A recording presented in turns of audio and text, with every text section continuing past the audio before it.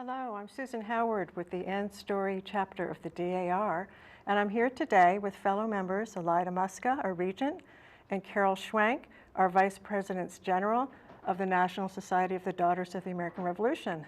And we're here to talk with you and let you get to know us and talk about a little bit of history and what we're doing now. So I'd like to start with Elida and introduce yourself briefly to our listeners. Well, I'm Chapter Regent for End Story Chapter here in Rutland, and I have been a member technically many years, but I rejoined a few years back, so I'm just hitting at 10 years of actual involvement. So. And you're from the area? Born and raised? Well, I was not born That's here. right, yes. I was born in New York and moved here to Vermont, so. Yeah. You've been here how many years? Since 1968. 1968. Nice long time. Wonderful. I consider myself a Vermonter. Yes, so. Definitely. And there's also a family business that people might be familiar with. Yeah, Todd Transportation. My dad and my uncle started that in April of '68. My grandfather and grandmother started that business down in New York, and then they decided to retire here to the Rutland area.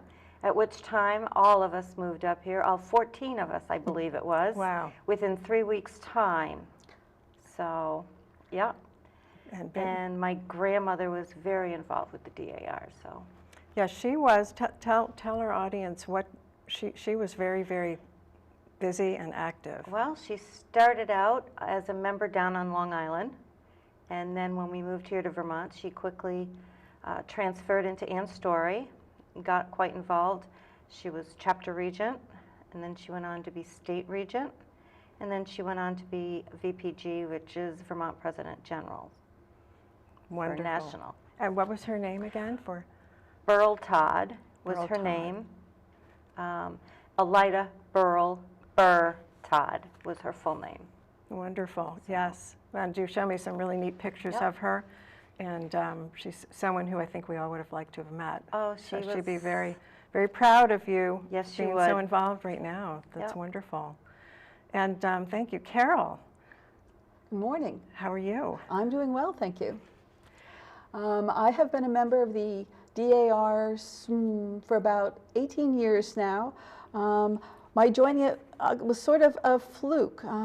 I was asking my dad some questions about his childhood one day, and I have no idea how the topic came up, but he mentioned he remembered his grandmother going to DAR meetings when he was a child.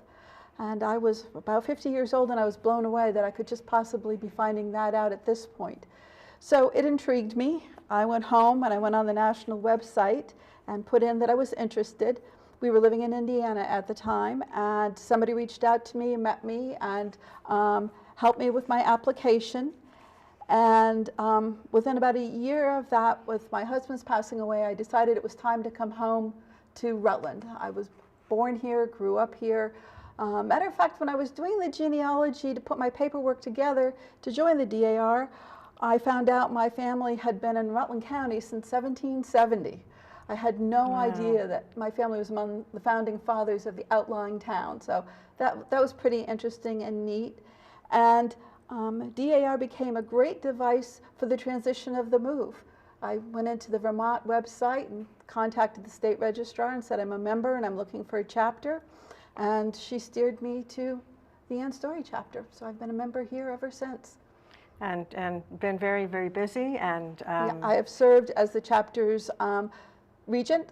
I've served several offices on the state level, eventually culminating in serving as state regent. And this past summer, when I finished my term as state regent, I was elected as one of the vice presidents general for, I'm on the national board. Which is, for those in the DAR, it's very exciting. For those of you watching who may not be familiar with it, it's a very big honor. And we're very proud of Carol, and just to have her be involved so intricately with national as well, so we can keep in touch with everything DAR is doing. So, and while we're I'm sure people are curious about our insignia and you, of course, have an amazing one. I have my new beginner one with my Patriot on here, but and of course, Elida has her wonderful pin that her regent pin that all the regents of our chapter wear, and it was her grandmother's pin as well. Well, my grandmother wore it when she was regent, yes. When she was regent, so that has a lot of history to it. But Carol, in particular, could you just describe a few of what it is? It's a lot of hardware.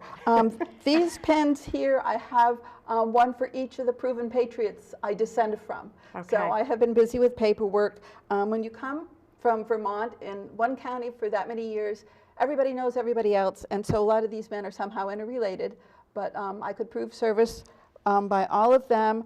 And other pins are ones that I've earned through activities, offices I've held, chairmanships I've done, different forms of service. Which brings us to the fact that the DAR is open to all women over the age of, starting with 18, who can prove lineage back to a patriot who served in the American Revolution.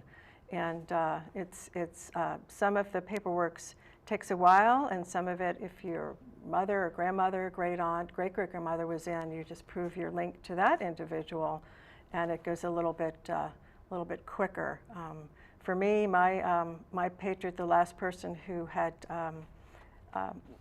become a member of DAR through him was in about 1906, so I had a little bit of paperwork to do. But moving on, we've kind of touched on it, but Elida, why did you decide to join the DAR? Why was this important to you? Well, initially, I didn't make the decision to join. My grandmother, as active as she was, went ahead and did all the paperwork for my sister and myself, at which time we were both newlywed, having kids, and looked at the DAR as for old people. And then many years down the road, I decided to find my certificate, and I couldn't find it. I haven't found it yet. But I got a hold of our registrar, and she says, you know, you can get reinstated. I says, oh, I can't do that. I just can't. I'm not ready to retire. I don't have the time. I don't want to. I just can't. She says, well, you can still come to meetings even if you don't retire. Just leave when you have to. I said, all right, I'll think about it. Well, then I decided I'm going to join. Well, the last time my parents were in Vermont, I had just made that decision. That's about probably 4.5 years ago now, almost 5 years. And I said to my dad, I says, guess what? He says, what? I says, I'm going to get reinstated in the DAR. He says, your grandmother would be so proud. I can still hear him saying that. And it's because now I understand what she was looking at and doing. I just thought it was a little tea party of some sort when I was younger, but there's a lot to it. I mean, working within the community and helping people, and it's an important thing, and I just love it. So. And Carol? It was interesting. When I found out that I had this connection through my great-grandmother, I said something to my daughter, and I said, well, I don't know if that's really me. And she kind of goaded me into joining, and I did, and I figured I'd try it out, but I certainly wasn't planning on being very active.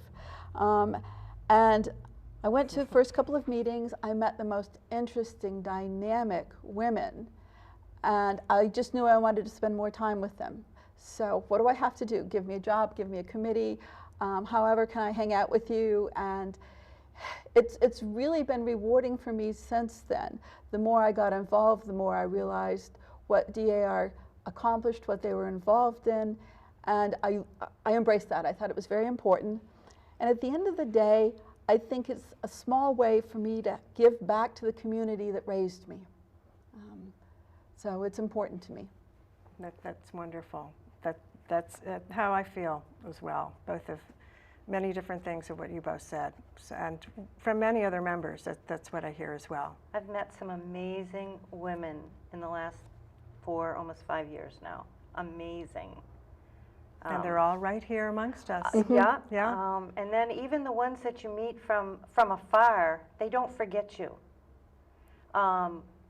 going to Congress and seeing people that I met once 2 years ago and get a huge hug, that's amazing. It really is.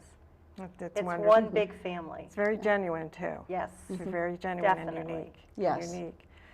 And now let's switch and talk a little bit about the headquarters, and because when I'd known about it for years, but when I became interested in becoming a member, I went on the website and looked, and I was just blown away with what those women did in the late 1800s, and what they built, and what is still going strong. And Carol, you are the most first person in our chapter about it. Could you tell our viewers a little bit about Constitution Hall and the headquarters and why it's so important? It's an impressive complex.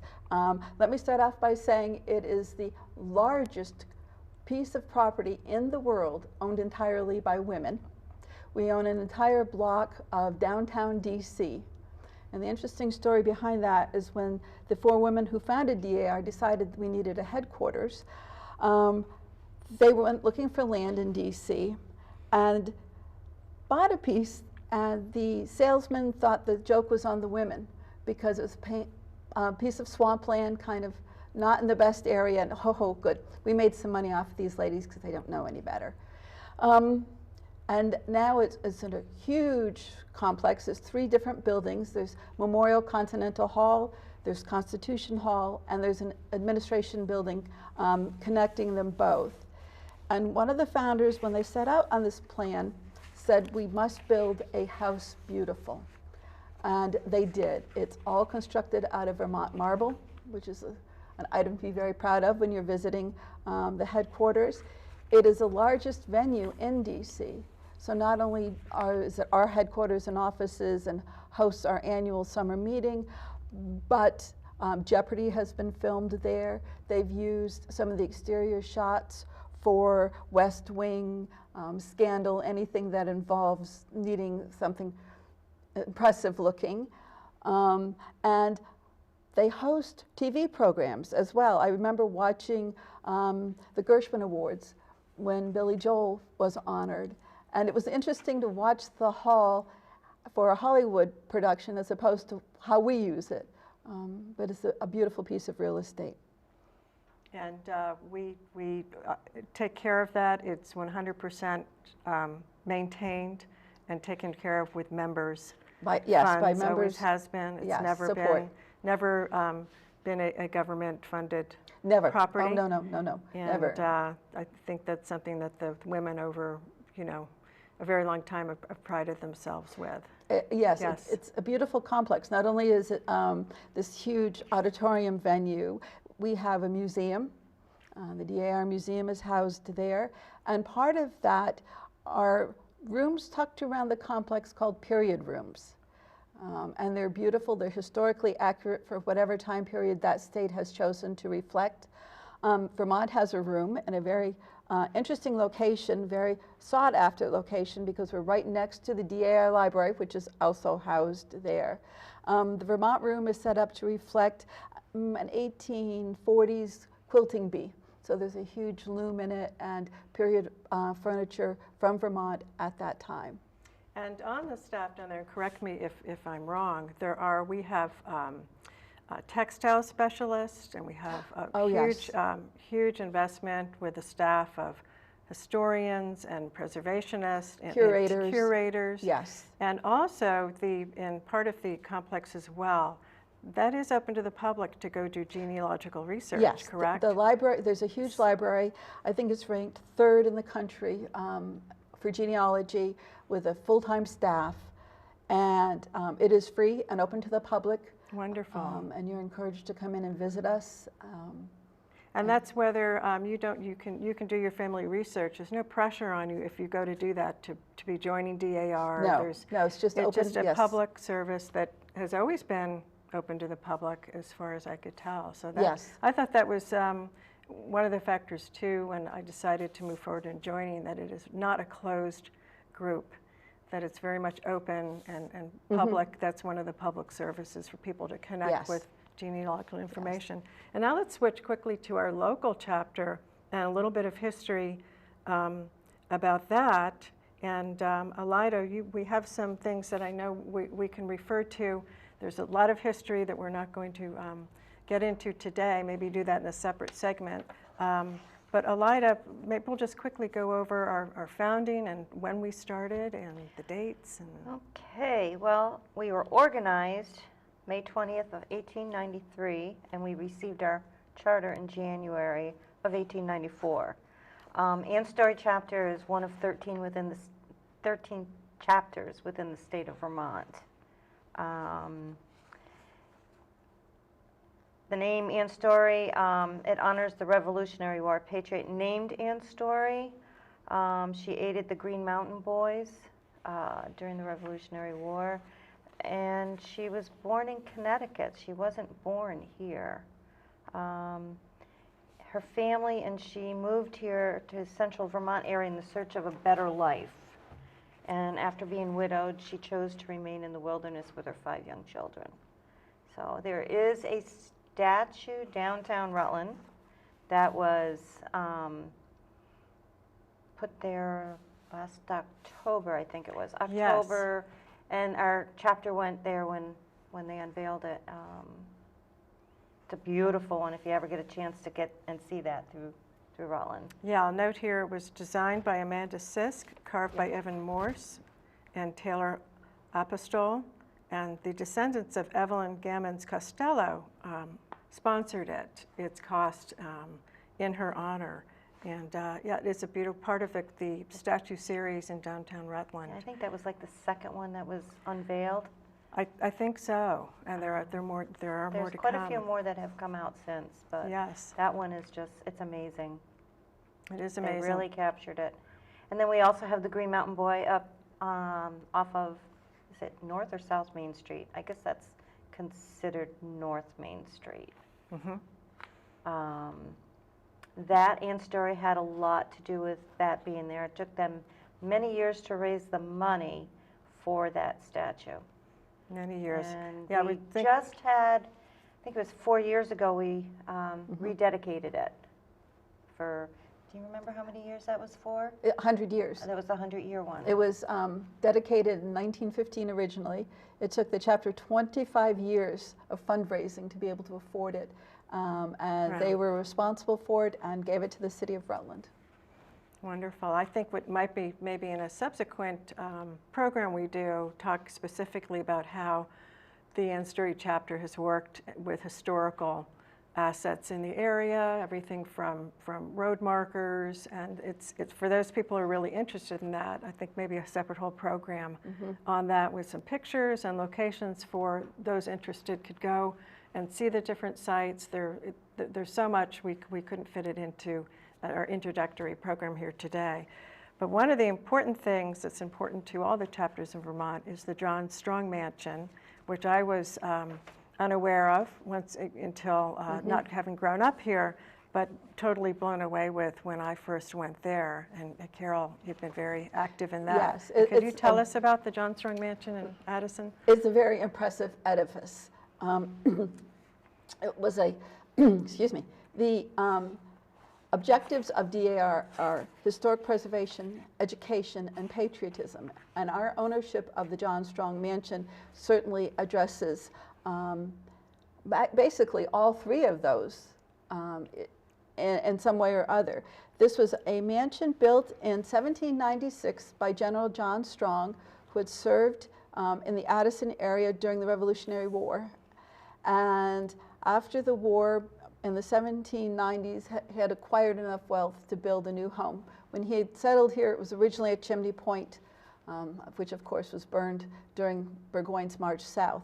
So when he came back to the area, he decided to build this gorgeous house.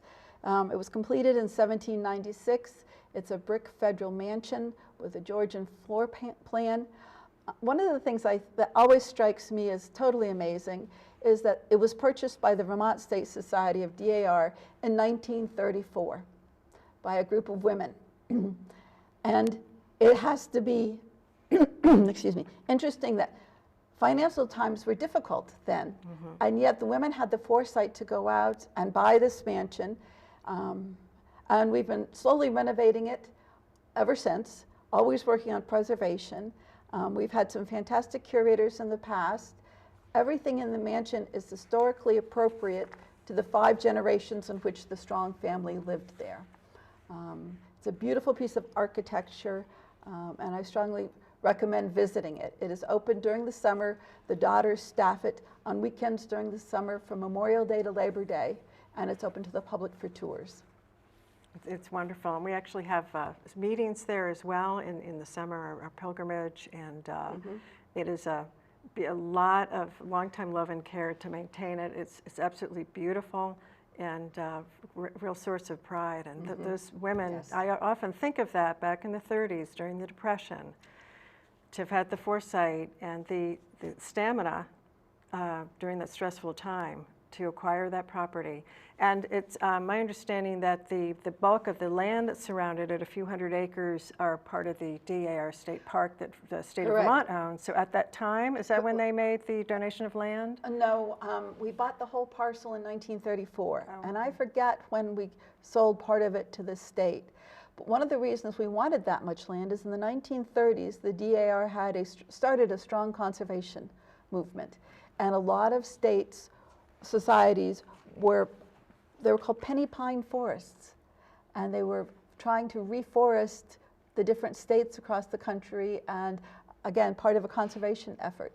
Vermont also had this undertaking, and unfortunately, our project with that failed. But at the end of the day, we were left with this gorgeous mansion. And as I've said, I've forgotten at what point it was sold to the state, and now there's a gorgeous DAR State Park on the shores of Lake Champlain in Addison. It is beautiful. Thank you. And in closing, one last question, which I think will help our viewers understand more so why we're involved and why you may be interested in DAR in your future, is how do you feel the DAR is relevant in today's world? After being such a long-time organization, analysis of both of you, how is it relevant in today's world? For me, it's very relevant. As I said, it's the community service aspect of it that I think appeals to so many people on so many different levels. No matter what your interest is, the joke is DAR has a committee for that. Yeah. There are so many things that you can pursue in a positive way that benefit the people that live around you, and it is more than relevant for networking. Because I'm now a national officer and have traveled a lot as a state officer, I could probably travel any place in the United States and bump into a friend.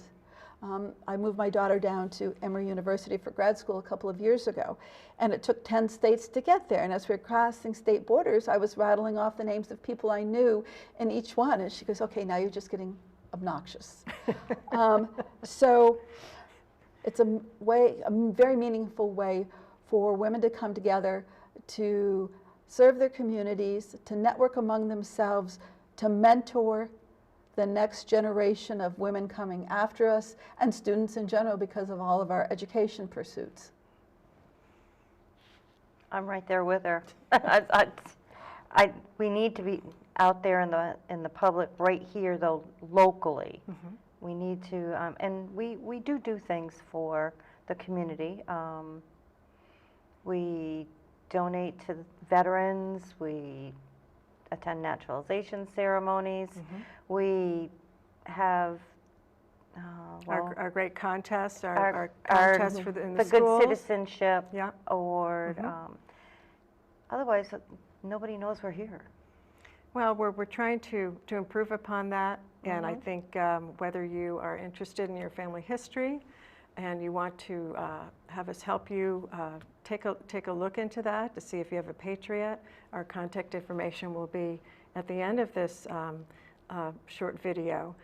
We encourage you to get in touch with us, and we're really, obviously, with this, we were on the radio this morning, Elida and Carol on the radio this morning, and with the great PEG TV resources, we are trying to tell our story, so you can learn more about us and see if you would like to join us, or at least know about what we're doing, because we really care about the community. Every chapter in the state does, very active in so many things, and we really appreciate your time. We appreciate Carol and Elida coming today. I hope you've gotten to know us. a little bit more, and have a wonderful holiday season. Thank you very much.